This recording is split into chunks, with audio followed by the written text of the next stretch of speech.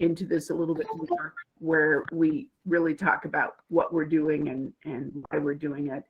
But right now we're trying to stay specifically to the items that are the most critical for the time period that we're in right now.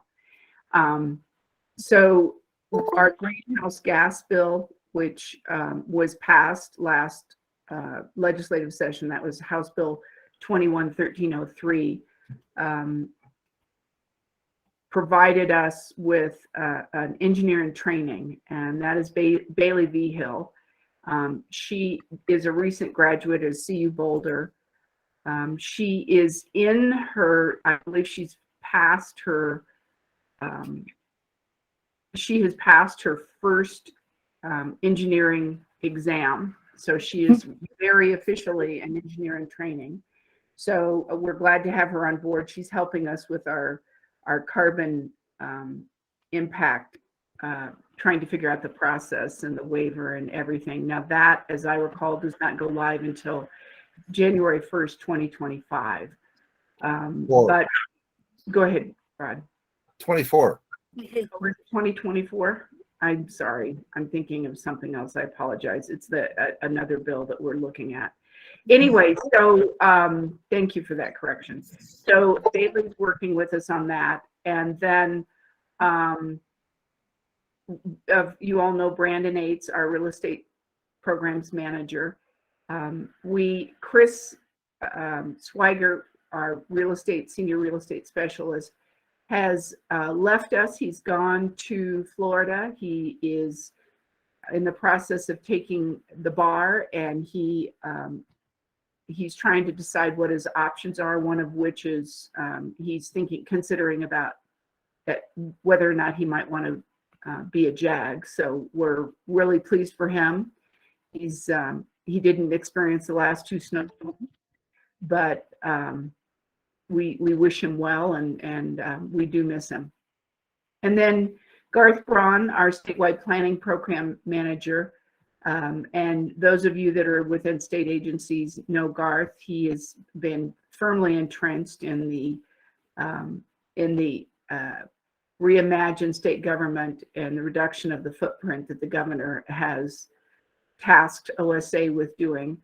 We are also in the process of trying to hire our senior planning person. We went through a solicitation last year. It was, we unfortunately were not able to hire anyone.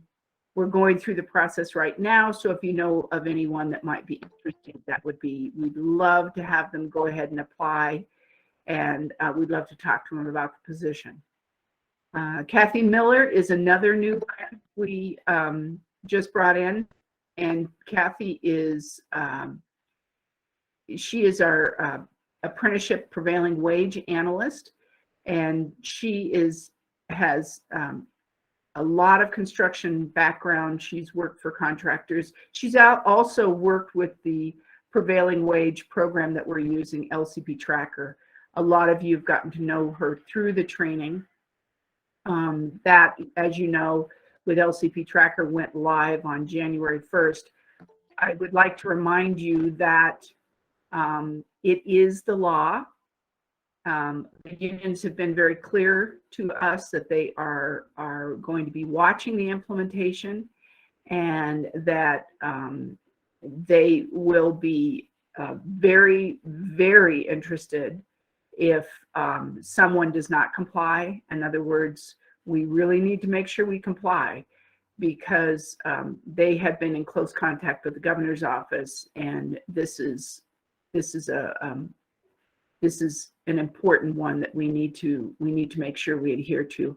Those of you that started programs or projects from after July 1, 2021, using the manual prevailing wage program, please remember that you need to continue that project throughout the life of the project manually. You do not switch over to LCP Tracker.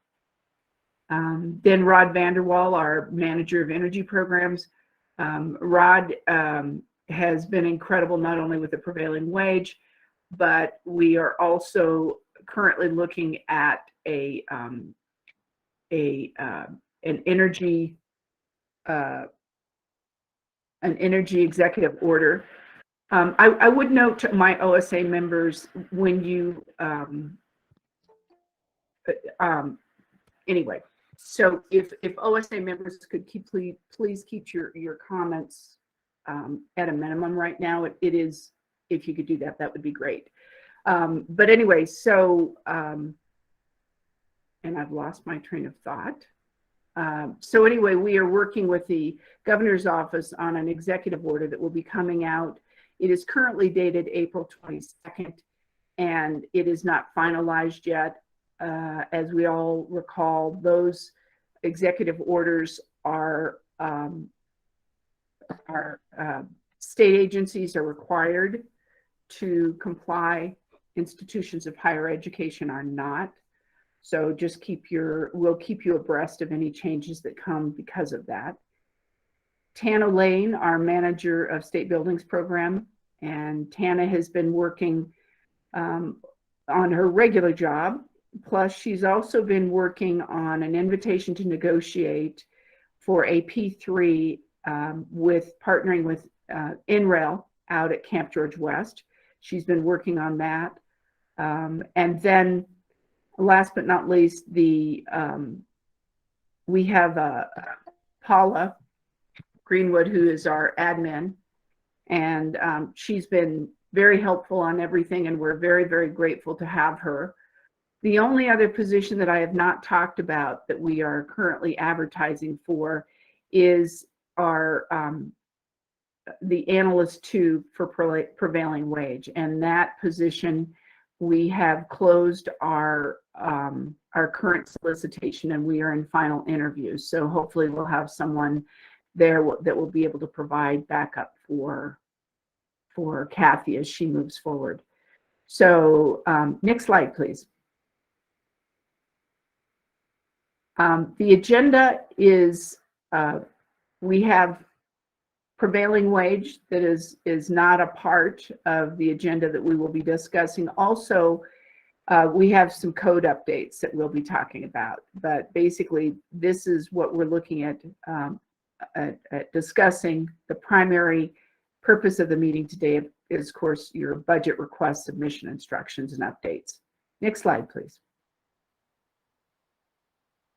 And I think we're on number 4. Okay, so the instructions, as you know, are updated yearly. Those of you that are new to this, we update them yearly, and we put in blue text the changes. If you're new, it's not going to make any difference to you, but that is what the blue signifies.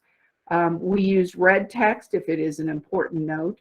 Typically, red text is something that we've had a challenge with in the past. And the last, but probably most important, is that OSA forms are not modified. You may not modify them. If you modify them, you risk your budget request. So please, please, if you have a question about something, please reach out to us, but please do not modify any of the formulas or modify the forms themselves. That we want to make sure that your projects are as successful as possible. And if you modify the form, that jeopardizes your project.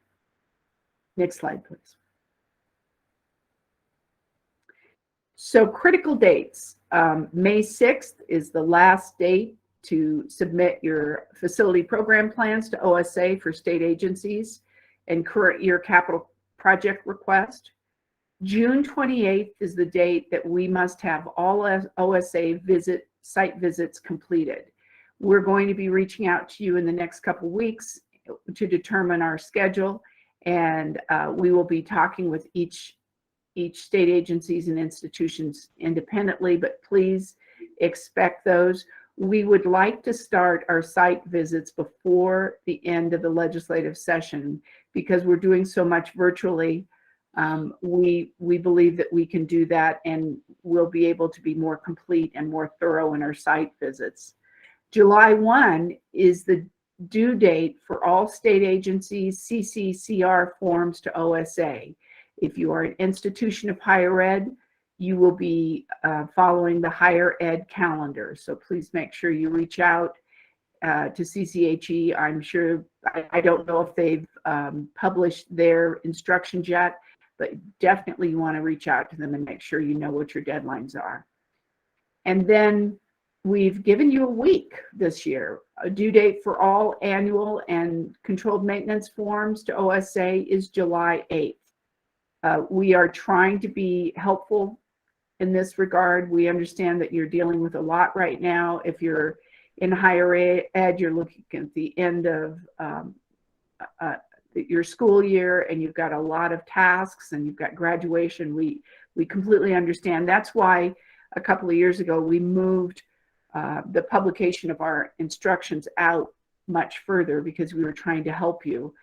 If you are a state agency, you are getting into the process of very, very soon, we're going to start into the budget cycle process for the fiscal year starting 23-24. So we are trying to be cognizant of your time, and that is why we've tried to stagger this. So with that, I will hand it off to Paula. Good morning, everyone. We're going to go through the submittals and the file naming convention that we instilled last year. Again, this year, the fiscal year forms are modified, so it's very important that you use the current year's forms. The forms are changed in different areas every year. The colors this year is going to be teal, and that helps us identify the FY23-24 forms. Next slide, please. So the naming convention for the submittals, we went through this last year. Some of you are new, so this is very important. The naming convention that we used are the fiscal year, the form ID, a priority number. If you are going through revisions, it's important to use that priority number, a short project name, and then I have examples in the following charts. File names cannot be more than 70 characters. And this is very important because some agencies have been sending the files in through Google Docs, and with that, they also include the folders. And what ends up happening is the file folder plus all of the characters for the naming of your file, the file name becomes too long, and we're not able to access the forms that you've sent in. So this, is really important that we keep the file name short. We also are not to use underscores or symbols or dashes, except for in the fiscal years. So we also need to make sure that we have no password protection on the files. Again, access for OSA to get to the files is very important. Next slide, please. So this is an example of the annual forms on how to name the each form. On the first column, we see that there are 3 to 5 characters. And on the second column, fiscal year, 7 characters. The form name can be anywhere from 6 to 13 characters. And then the priority, the project priority, as you rate them, 2 characters. The project name is less than 30 characters. So a total of 70 characters, including the spaces. And again, no underscores or dashes. There are examples, and I believe that we have posted this on our website as well. Next slide, please. This is the file naming convention for controlled maintenance. Again, it's very similar to the annual files. 3 to 7 characters, that's the acronym for the agency or institution of higher education. The fiscal year, 7 characters. Form name, anywhere from 4 to 6 characters. The project priority, 2 characters. And then the project name, less than 30 characters for a total of less than 70 characters, again, with no underscores or dashes. The next slide, please. Also, when you're sending in your documents, we are asking that the names for the photos or submittals are identified by the agency and the project. Photos need to be in PDF or JPEG format, not in Word. Also, the photos should be submitted per project. This is very important. Rather than sending a big folder with a number of pictures in it, we are asking per project. And as you can see from the photographs, we prefer that you do not add a label in the photo. That makes it hard for us to view the photo, etc. So we're asking that all labels are outside the image. And then if you have maps, we're asking that the maps be submitted to site maps for each article. One is unmodified and one can have the project information. Again, these should be in PDF or JPEG format. Next slide, please. So the form updates. Yay, this year we're having teal forms. Any changes to the forms are in a bright blue text, and they should definitely be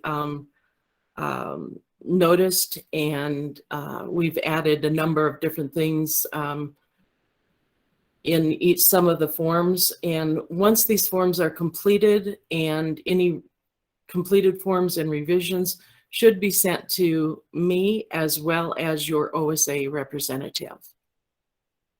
Next slide, please. Also, with the forms being sent in, we are requesting that no files have password protection. This is very important. We need to make sure we have access to these forms.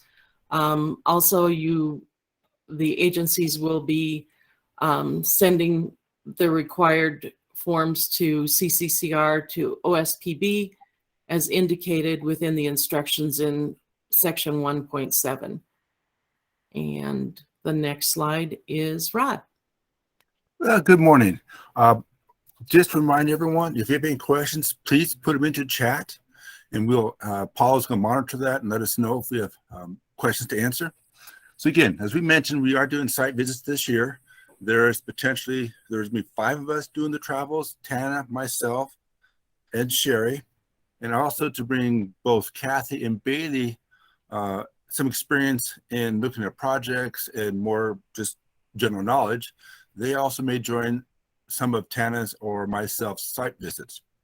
So if you get all 4 of us, potentially, do not assume you're being bad, unless of course you think you are. Again, as in previous years, we are asking for drafts of these files prior to our visit. The staff's report, we will be sending out to agencies sometime early May, an updated staff's report that hopefully will have the projects from the long bill. We may not have project numbers yet, but we will be sending out what we have sometime in May, and it will be updated based upon closed projects that Tana, I know, loves working on. The 5-year plans for capital construction, capital renewal is very important, so we can review those projects and have a good idea what they are. The narrative, we want a good draft narrative, because we do look at that narrative to validate what you're requesting, and we help you rewrite those narratives, because you're selling that project to us. We in turn sell that project to the CDC. So a good narrative is important. The 5-year plan spreadsheet, and also the control maintenance narrative. And I also want you to notice that picture. That person's using his left hand in the 2 o'clock position. I'm sure driving school taught that. Next slide. Hi, guys. Kathleen Miller. For those of you who don't know me, I just want to touch on our prevailing wage. It was fully implemented and rolled out January 1st. So all public projects in the amount of 500,000 or more are required to have the prevailing wage portion. And we do have the updated policies and procedures, forms and templates available on the OSA website under the prevailing wage tab. All agencies and institutes of higher education are required to have an executed task order with LCP Tracker per statute. So if you have not done this, I really would emphasize it needs to be done ASAP. We are in progress for training for all agencies and institutes of higher education for LCP Tracker, which is the software that we are using to track and manage the certified payroll reports. If you have not had at least one training session at this point, please contact me. My email is kathleen.miller@state.co.us, and we can get that scheduled for you. We are also doing contractor training for any of your prime contractors and subcontractors.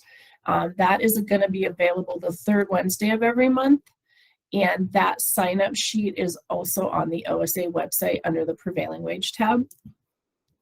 One thing that is not on the slide that I do want to mention, LCP Tracker is having a regional seminar here in Denver, which is going to be amazing. The dates are May 18th and 19th, and that will also be on our OSA website as soon as we get the detailed information on that. If you guys have general prevailing wage questions and you need to contact me, my contact information is all here and I am available and would be happy to chat with any of you.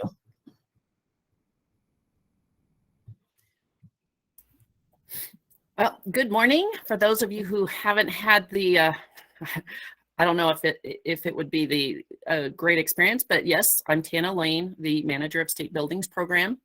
And wanted to let everyone know that OSA has been trying to become more like the Office of the State Controller and the Procurement Office. So the State Controller's Office publishes alerts whenever they have changes or need requests of their delegates. So we have implemented that as well. We will still send official emails, and those typically will come from one of the program managers or Sherry, and then it will be published as an alert on our website. If you can see it, it's on the basic state buildings website as OSA alerts. We currently have 5 alerts out. 3 of them were related to the LCP task order process. Alert 4 is kind of a funny one because it explained the repeal of the as-needed consultants and contractors that actually happened back in 2009 and 2010, but it was done only in email. And so, you know, a few of us have joined the state since 2009 and 10. So I was experiencing a lot of questions of where is that list. So we've put that out as task order number, or excuse me, alert number 5, and you know, those will stay there, you know, until they no longer are relevant to what's going on within the Office of the State Architect. And then we have an alert that has not been published yet, but I'm letting everyone know now that with the passing of Senate Bill 21-199 back in July, we were waiting for the State Controller's Office to give us the go-ahead to remove the requirement of the certificate and affidavit regarding unauthorized immigrants. That's no longer an acceptable request of our contractors and consultants. So the website has been edited for the most part. I think it might still be in our basic steps. I haven't gotten there yet, so my apologies, but it is off of all of our contracts, and the form has actually been removed from the website. So if you're looking for that, or you're in process and you are drafting an older contract, it will not be there, and you just delete that piece or say not applicable, so your contracts are current. Secondly, we are adopting the 2021 ICC codes on July 1, or at least we're going to recommend that to the CDC. And I'm currently working with all of our code consultants on the writing of the appendices, because some of the language that's within the appendix C, which is agricultural buildings, E is supplementary accessibility, F is rodent proofing. Everybody needs a little bit of that. Flood resistance construction, signs, patio covers, and perhaps flood hazard areas. We're working with CDPHE and risk management on whether or not that's necessary. But within those appendices, they have language that is more applicable to a county or local municipality. So we want to make sure that they're relevant for the state of Colorado. So we're working together to create amendments to those, and they will be available before July 1 of 2022. Next slide, please. So again, because the Office of the State Controller has requested that we update our waivers. Some of our waivers are over 10 years old, which is a little bit behind where we need to be. So we are currently redrafting those, and you're going to see them be significantly different in look. Not a lot of change in language. One major change will be we're getting away from the outline where it's Roman numeral I and then A and then 1. We're going to do it just numerical, and I'm sure there's a fancy term for that, but I did not look it up before this meeting. And the other thing is the signing page, so that controllers all know where to go, and as well as your principal reps. We're putting the signature page at the front of the contract, like the typical state controller template. So those are going to be the major changes, and the signature page will look more like a state controller signature page than an OSA signature page, though it will have the same requirements that we've always had. The language is going to be all the same with one or two exceptions. We're correcting the numbering. I know some of you have been very frustrated because our table of contents is never right. It is going to be right. Thank you to Paula Greenwood for being a master of Microsoft Word. So we're going to have table of contents that works. We're going to have the unauthorized immigrants, like I said earlier, will be gone. We're removing everything that was red because everything's important. So prevailing wage will no longer be in red. And then the other thing that we did, and again, this is similar to how the controller has their templates, is we've created restrictive editing capabilities. So if you have greener drafters of your contracts, you as the delegate or the contract administrator can lock the template, and all your project managers can do is insert the language in the gray areas. So we've gotten rid of blue text, and we've gotten rid of just underlined spots. It's still underlined when it needs to be underlined, but it's not underlined to say, please put something in this area. So there will be instructions, as you see in the slide, where it says insert dollar value written in words. Hopefully that's clear. But if there are any questions, as always, please reach out to me. And again, similar to what the state controller's templates look like, there will be note to drafter all on the sidebar of your templates. Please delete those before you try to get them signed. I will reject them if you're partially delegated, but we need our contracts to look professional. So I'm going to add that to any review that I do. These are legal documents, and we've gotten a little bit lazy, but with the amount of federal dollars that the state has recently received and the ARPA funding and COVID issues, we know it is just a matter of time before we start seeing audits either from the state or from the federal side. And we need to make sure that we are very, very careful with the way we're writing our contracts and making them as professional and complete as possible. So with that, next slide.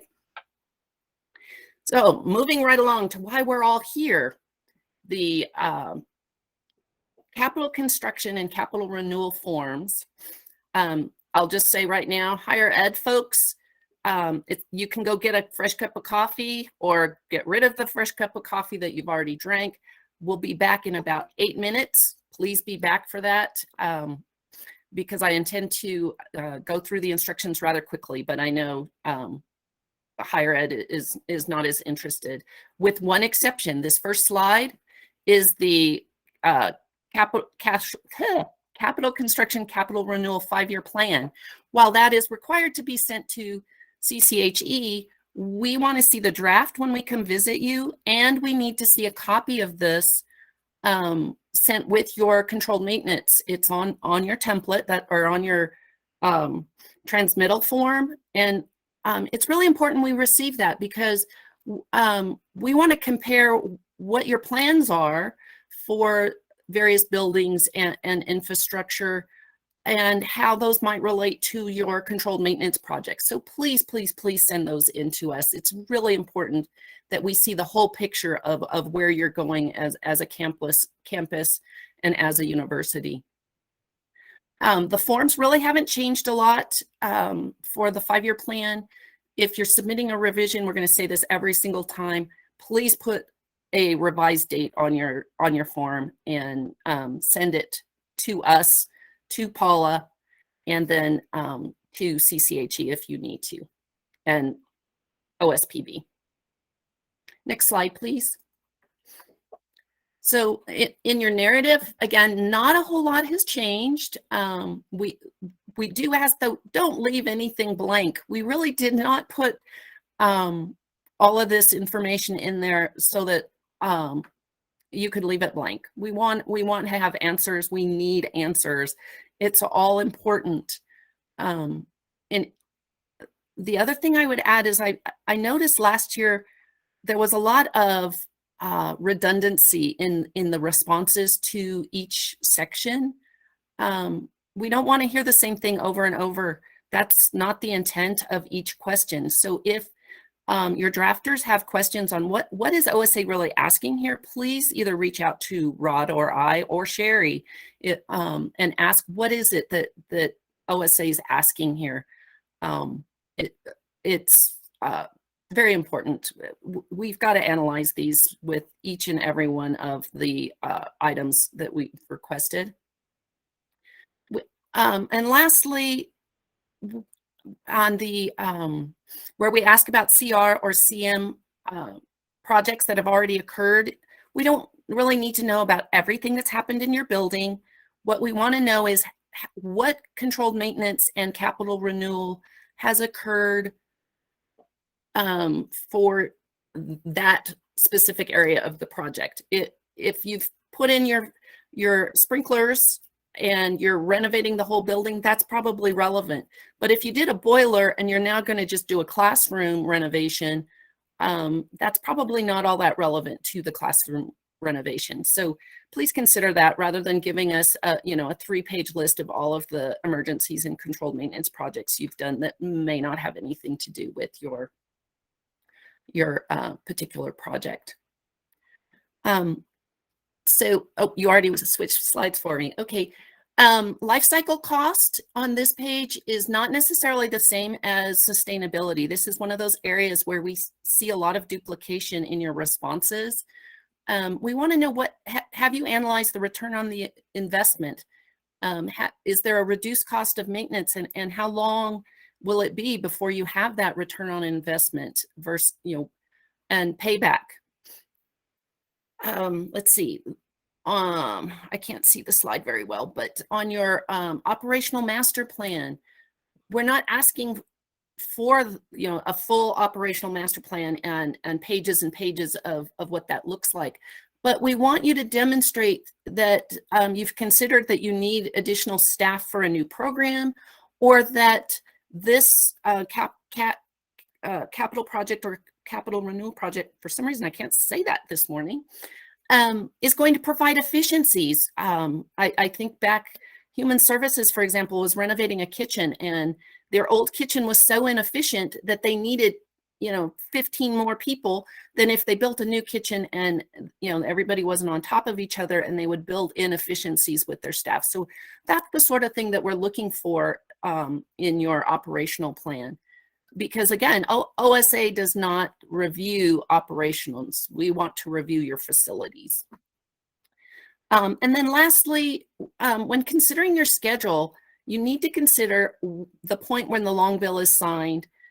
Obviously, if it looks like it's going to get approved, it's been recommended by OSA, CDC, CCHE, and it's moving forward. You can start your solicitation, but on your schedule here, consider when is the long bill going to be signed.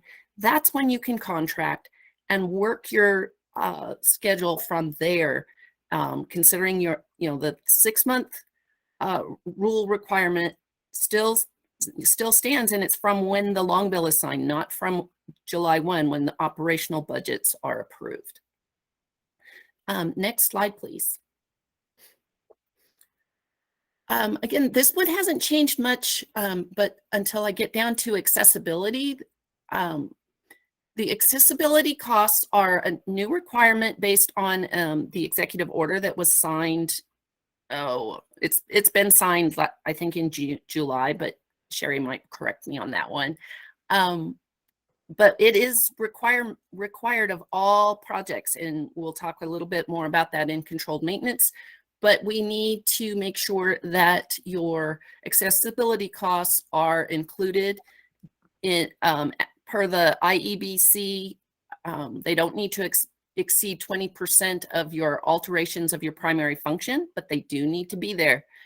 And we've added a requirement that all projects that receive general funds must have a minimum of 1% of the construction value go to the accessibility improvements. And that includes if you're doing a roof, if you're doing a chiller, 1% of that construction value. It's very similar to what we've done for art and public places. It needs to be including some kind of accessibility to improve your campus. If I could just interrupt, I apologize, Tana. Thank you, Sherry. Just as one clarification, although the accessibility idea came from an executive order, we are enforcing this to all state agencies and all institutions of higher ed, and it is based on code. What we're trying to do, our goal is that we find that our campuses and our state agencies have a difficult time justifying those improvements to accessibility. So this is our way to help you. Keep in mind that we understand that it's going to increase the cost of your construction. We are going to support that change. And so those funds would be coming from the general fund. So we're not doing it to put an undue burden on you. We are doing it to help you with your state buildings and your higher ed campuses. So even though the idea was germinated from an executive order, it is under our code purview that we can require you to do this. And so that's what we're doing. Thanks, Sherry. I couldn't leave this page without mentioning that prevailing wage is here. It's here to stay. And it needs to be included. It does not, you don't need to use that line item if you've got a brand new estimate and you've included it in your overall construction cost. That's fantastic. But if you have an older estimate and you need to add that to the, similar to last year, please do so. But it's not a requirement that you break out what's the prevailing wage cost. We're not analyzing it. We just need to know that you've considered that prevailing wage, how that would affect your project. And then lastly, please include your estimate, even if it's in-house, but your estimate needs to be included as backup, whether it's an additional tab that you attached to this document in Excel, or it is a separate document that you send along with your entire package. But we want to see that, and darn it, that number needs to match what you put on your spreadsheet. I received at least half a dozen of them that had no relevancy with what was on your cost summary. So please, please, please make them work together. That's really helpful. I won't have to call you and try and work numbers, because I might be an architect, but I'm really bad at math. So if it doesn't work with the Excel spreadsheet, I'm going to need some help. Next page, please, or next slide. And then finally is our supplemental. Again, nothing much has changed here. Just want to reiterate, please put your revision date on. And when you have a supplemental, don't forget OSA. We need to have reviewed it for OSPB. They need to know that we're comfortable with it. We want to make sure that you've dotted your I's and crossed your T's. So please, please, please send us your supplemental. We wish that you could send it to us before you send it to OSP, just in case we have to recommend corrections, but at least send it to us simultaneously. That would be greatly appreciated. Let's see. This is the exact same. Oh, yeah, next slide. This is exactly the same. We just want to make sure that you're really answering all of the boxes and completing the form as required. Everything auto-populates that needs to auto-populate. So please don't hard type in a number. If there's a formula in it, please let the formula work. It's very frustrating when one number is changed and then it does not auto-populate on the rest of the form. So we ask that you do that for us. And next slide, please.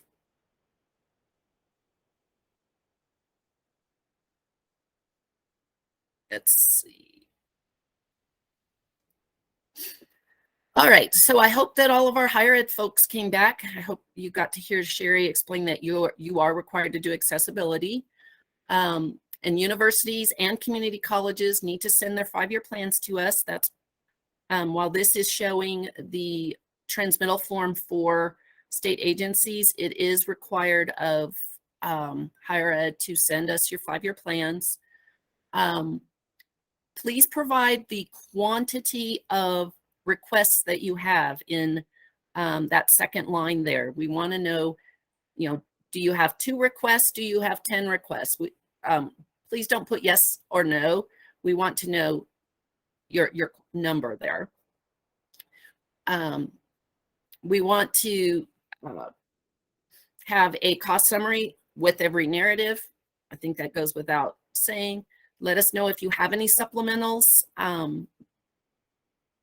Again, quantity that you might have, similar with your cost summaries for your supplementals, and then your photographs. Paula went into that in more depth, but I want to explain that our photos, the plans and the maps are integral in telling the story and help us evaluate your request. But we also need those items for our annual report and our recommendations that go to OSPB and CDC. So we need the capability of working with those documents. So if you've embedded them into a Word document and then created a PDF, your pictures are not going to be as clear and pretty when we submit it to CDC as they could be if you did not embed them into a Word document. I understand that sometimes that's needed to tell the story, but if that's the case, perhaps sending the photos separately in addition to that would be really recommended. It would help those of us that are putting the annual report together to make sure that your photos look as crisp and clear as everybody else's does. And with that, I'm going to pass the torch to Rod Vanderwall, Manager of Energy Programs.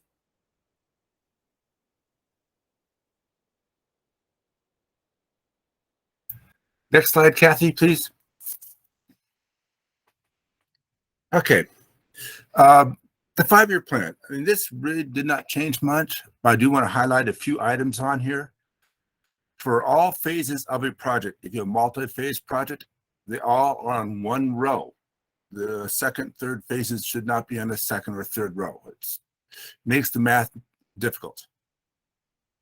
Column number 1, it'd be nice if you can put your priority number here. It does show up in your summary page. Only put in assigned project numbers for column 2.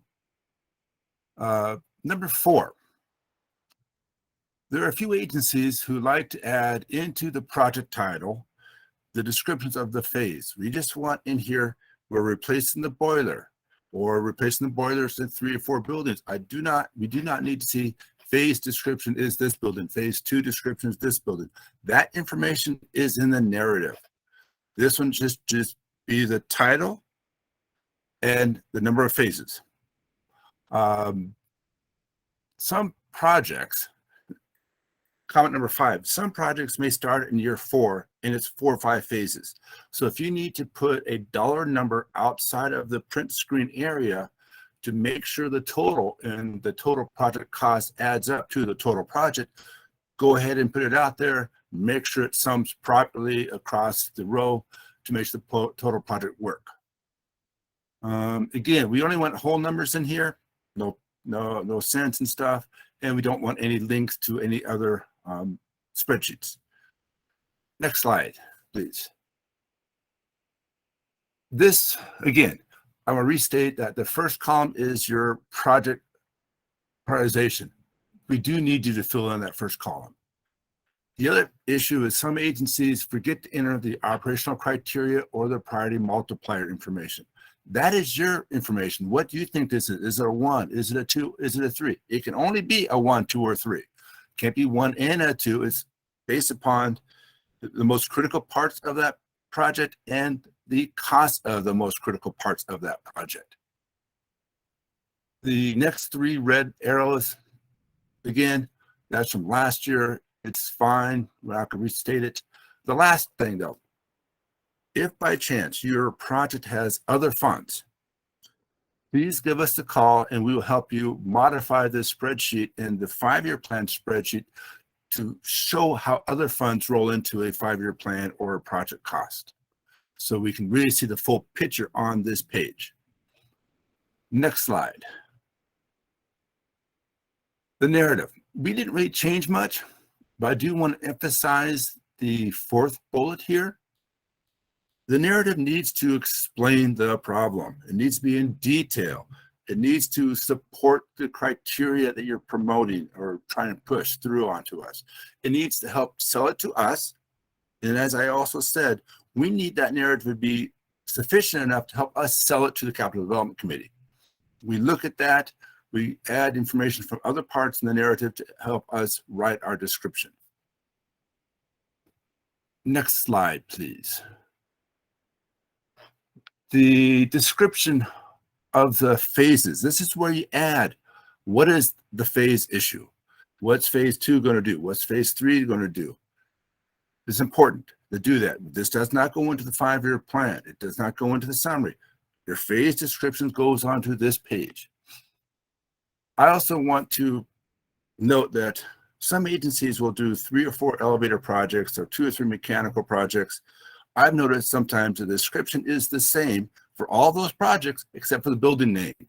The description of the problem needs to match that building's problem, not be a generic, things are broken, please fix. Give me a building name. That does not work. Next slide, please. Here, the main thing is the prior, proposed, and future funding. 3 tables. Some agencies still put into prior or future other projects. We only want to know about funds from this particular project, and that's it.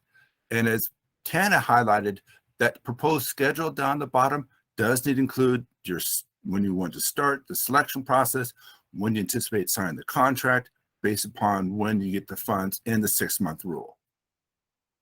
Next slide. The only change here was we also added the accessibility cost. Just as Sherry said, even controlled maintenance projects, you might do 1% on a boiler. You need to look at other issues in that same building that need to be resolved. And yes, we can include that. I mean, a roof project might be about fixing the sidewalks, reducing the ice on a sidewalk to have less tripping hazards. Something similar to the project as best you can, but we do need to include accessibility on every single control maintenance project. Next slide. This one here, the only particular issue is we need your 5-year plan, regardless if you do not have a request this year. It helps us build our 5-year plan, helps us highlight the overall need for the state. If you have multiple projects, the CM narrative, please indicate how many projects you are actually submitting.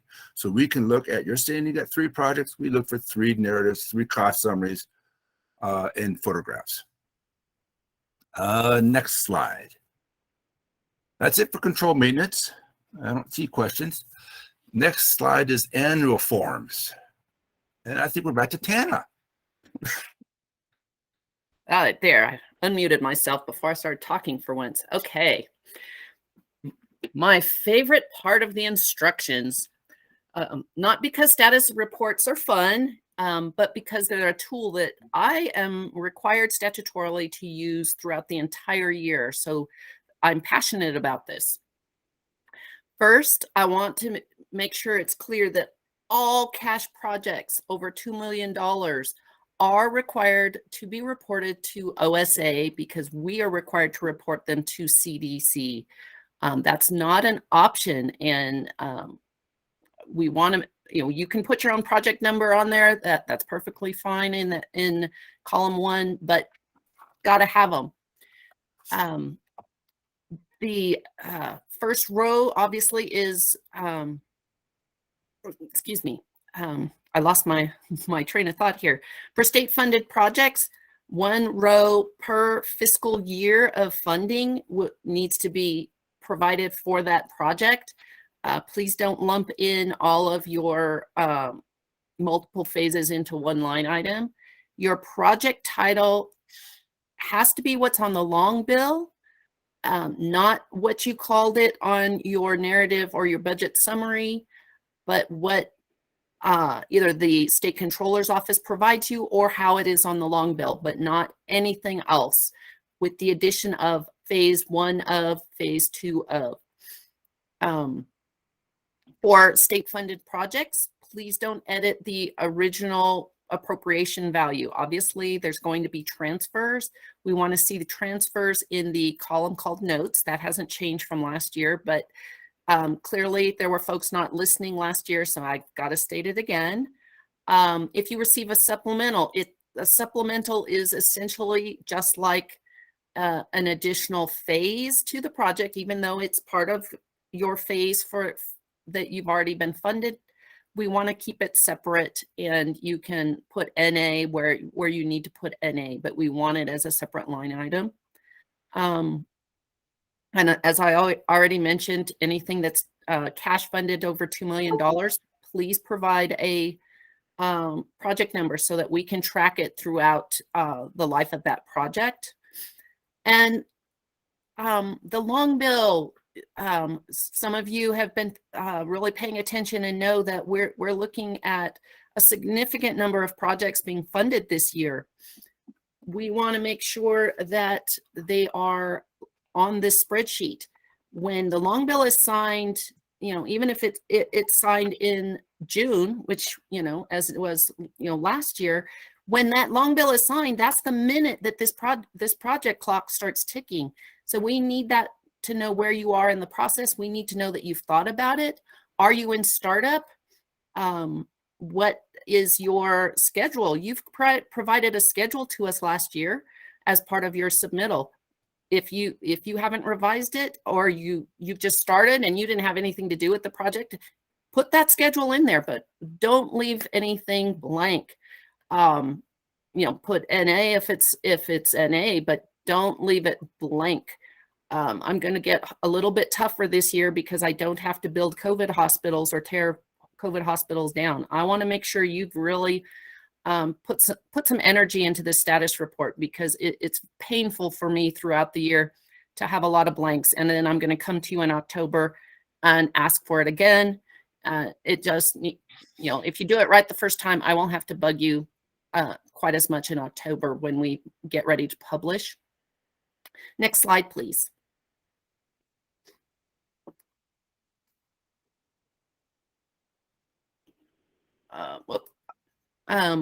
Nothing changed from last year. But I got to make sure that you understand that when you're transferring funds, that you put them there in the notes section. If I ask for an update throughout the year, I don't want to see those numbers changing the CCF or the other funds. If other funds is for federal dollars, if you've added cash funds to the project as part of the request, that's where that other funds goes. If it's transferred, it only goes in the notes. OSA is tracking the funds as they are appropriated in the long bill. So, we know, because Sherry approves them all. We've got them all in our database of the transfers. So as a reminder, we appreciate it there so that we know, but we don't want to see that you're 107% done with the project, but you're not really done with the project. It confuses the math as well as my non-mathematical brain. So please keep that in mind, who your audience is.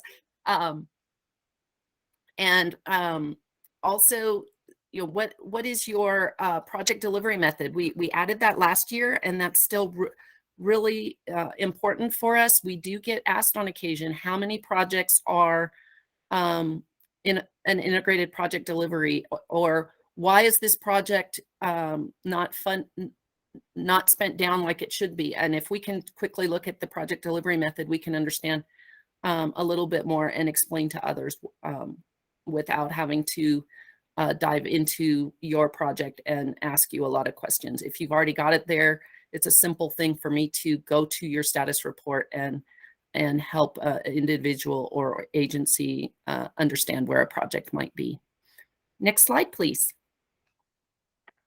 Oh, cool. I did not mute myself. Good. The building inventory form did not really change much. Again, the big issue is a building, if it's a risk match number or some kind of identification to it, needs to go on this form. If it's like a soccer field, you might have concession stands. The building information goes into here. The size of the field goes into the infrastructure tab. The other big issue is some agencies have links to other spreadsheets about the size or the value of their buildings. Please break those links, because when you send me the spreadsheet, it doesn't have that information. It does cause errors on my side. If by chance you named a building differently, you can add that to a comment in that cell. If the building has now been sold or whatever, copy that information and put it below the totals so it's still there, but we can at least track it. The vacant facility column, if that building is vacant, the information on its size is still in one of the two previous columns. So it shows up twice. And for the date acquired, if the date acquired is different from the date built, please add that. But if it's built and acquired at the same time, I just want to know the date built. Next tab, Kathy, please. We didn't change this form. Just make sure if it's infrastructure, not buildings, it shows up on this tab. Next tab or slide. The vacant facility form, to emphasize, we only need to see this form if it's a new vacant facility. If you've already submitted the form, we have the information. We don't need an update. We have the ability to update the value of that vacant building from the building inventory form. The difference in this form is we added two questions, or one question down the bottom. If it's a vacant building, is it a wet closed or is it dry closed? We have that information for current buildings, so I don't need it. We just, again, need this form to be submitted if it's a newly vacant facility. If you have a building that has been historically vacant for a while, is now either been sold or reutilized, send us an email that directly talks about that.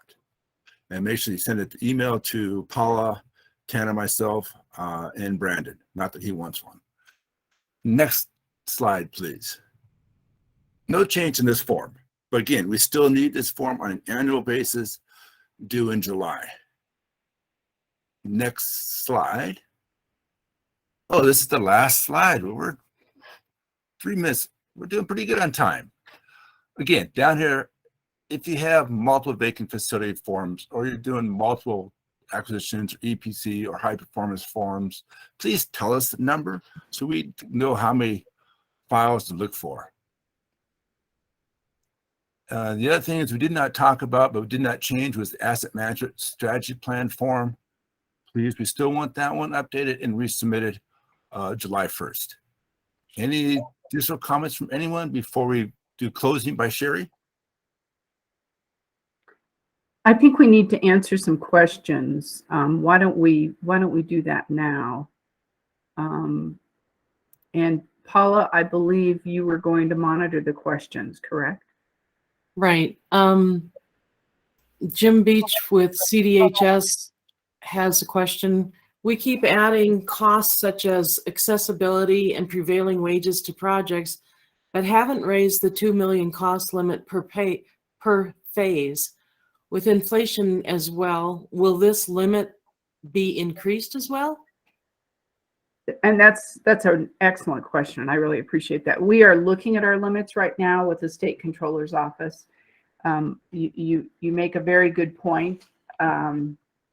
And keep in mind that a capital renewal project is actually a controlled maintenance project that's over $2 million. So you do have that relief on your controlled maintenance projects. And there's no limit on the capital, and there's really no limit on on capital renewal. But I understand your question, and that's a good one.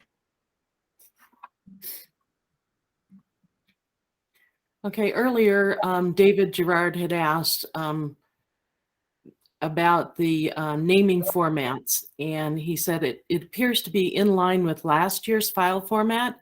Is that correct? Yes, it's correct. The file naming convention is basically the same. And I might add to this, part of the reason that we're pressing that so much is that within the system that we're working with at the state, we find that files can be corrupted. And so we don't want to lose your file. And that's the reason we're being specific about the file naming, because if it gets too long, it causes a problem within the state system. Go ahead, Paula. And Shelley Carroll had asked, do you know the current CM funding status for the long bill all the way to level 3? Oh, Shelley, I owe you for that. Yes, in fact, I was going to make a comment about that. Your legislative liaison, or those of you that have not talked to them lately, we received, I think, day before yesterday from OSPB, the Joint Budget Committee recommended appropriations.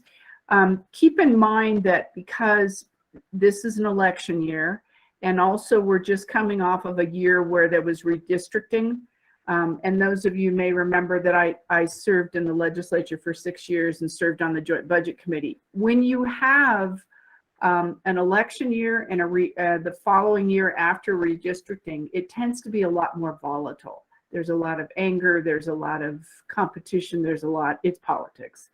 So we are taking this very tentatively, but it looks like the total spending that the Joint Budget Committee is requesting, and this is for cash funds, controlled maintenance and everything, is $428 million, which is a remarkable amount. Now, there are also some satellite bills that are going around. I believe DPA has a satellite bill for about 130. I'm not exactly sure what that is. And so that would be an addition to that 428. And the recommendations right now does include all 3 levels. So if I had one thing to ask of everyone, if you could just sort of cross your fingers and keep them crossed until the end of the legislative session, that would be very, very helpful. But thank you for the question, Shelley.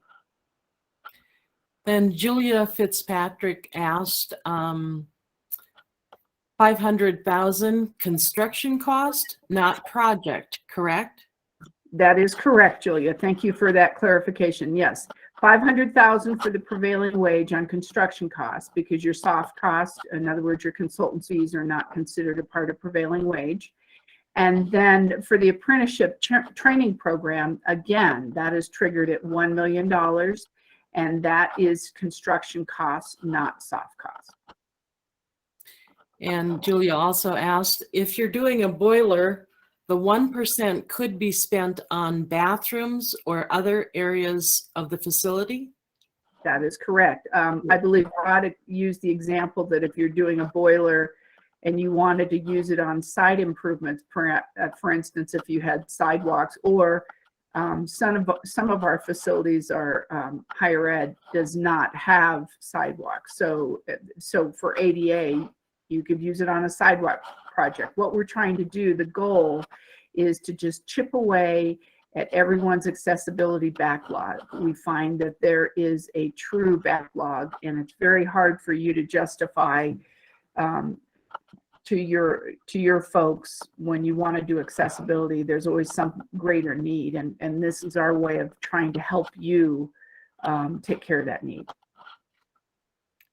And then Julia also asked, what exactly is a supplemental project? Oh dear. Okay, so this gets into the state budget 101.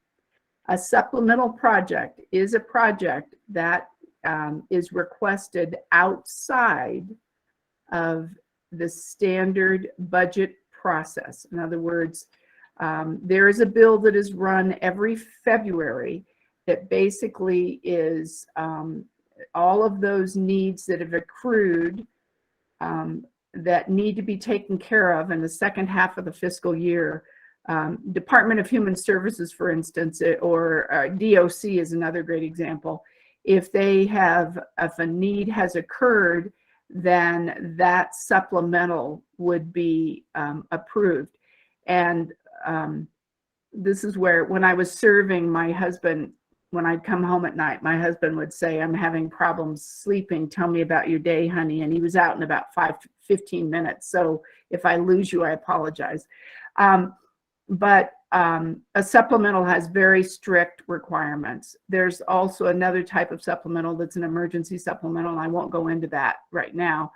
But if it is approved by the Joint Budget Committee, then it is added to the previous year's appropriations. And a supplemental, in order to get it approved, you actually borrow from the upcoming year, and then the accounting is taken care of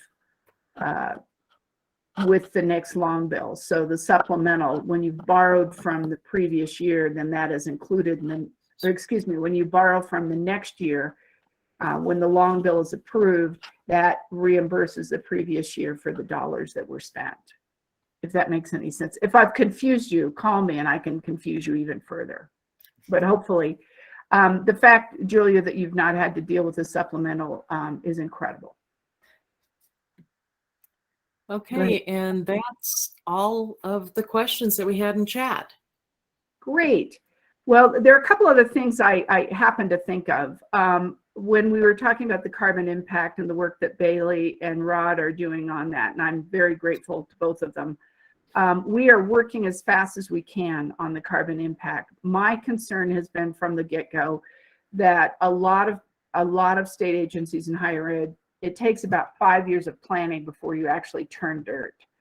And so the fact that we have to have this done January 1st, 2024, we know that we have already, we're already behind schedule. We know it's going to have, we believe, it's going to have a financial impact on your projects.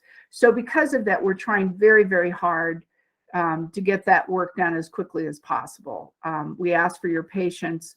And we will be reaching out to associations, and we will be reaching out to you before it goes live so you understand how it's working out. On your percentage of inflation, we conducted a program with the Association of General Contractors. If you missed that presentation a couple of days ago, it is on our website.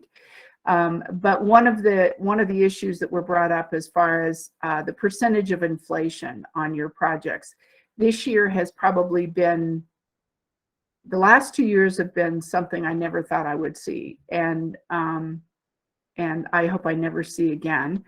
But we have seen some pretty dramatic percentages of inflation on costs. What Larry Friedberg, my predecessor, used to say is, you just need to defend it. We're not going to tell you what your percentage of inflation is going to be. You just need to defend it. And it's going to depend on probably an average of what you're seeing in your materials. We know that this is going to be a crazy year. The example I gave during that presentation is that I remember one year CSU was at 4% inflation, School of Mines was at 9%, and the CU system was at 6%. So I'm just saying that you're going to have, I expect to see differences depending on your location and the type of construction you're doing. So we understand, but just make sure that you can defend whatever you put forward. And I talked to you about the Joint Budget Committee. The real estate request that Chris Swigert sent out to all of you prior to his departure, we are still requesting that information. And we are requesting that information because we have a statutory requirement. It is something that had been not attended to prior to my coming to OSA, but it is the law, and we need to be collecting this information. So if you have an outstanding request to the real estate program on your buildings, on your lands, your titles, your addresses, your locations of your properties, we still need that information. And I would ask that you send it to me or to Brandon, and we will move forward on that. We'll be working on that. It's something that the legislature has asked for. And we don't want to, should they ask about your particular school or state agency, we don't want to have to say, well, we asked for the information and they didn't respond. And you don't want to be in that position. So please, please keep gathering that information and forward it to me. And lastly, the last bit of information is the slide presentation and the recording will be available on the website. I thank you very, very much. We know your time is valuable.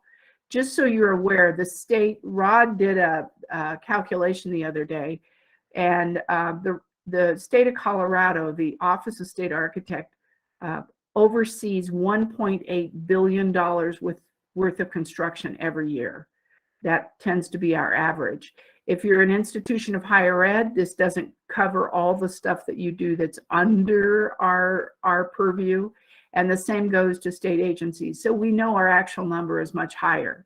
To put it in context, the CU Lead School of Business in Boulder estimated that construction cost spending in 2022 will equal $22.9 billion, which may make you feel like our number is smaller, but if you look at a dedicated year-over-year construction spending, we are a huge player in the market. You have a lot of control. We're trying to give you as much support as we possibly can. And we just really, really thank you. All of us thank you for all of your diligence, your hard work, and the time that you've spent with us this morning. Is there anything else from OSA? Because if not, we'll say goodbye. All right. Thank you, everyone.